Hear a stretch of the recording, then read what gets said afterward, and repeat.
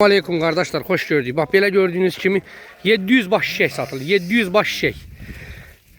700 baş şişəkdən qardaş gəlir indi inşallah. Baxın. Malla da, yaxşı maşınla da barterdə eləyirəm. Bu gün 9 martdır.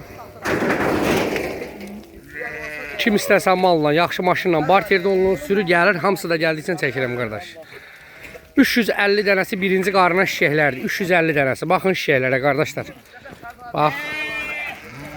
Kim almaq istəsə real alıcılar zəng edib gəlib ala bilər. Hər kim alsa Allah öz ondan razı olsun. Zəhmət olmasa qardaşlar like edib abunə olmağı unutmayın. Çox artıq dərəcədə xahiş edirəm.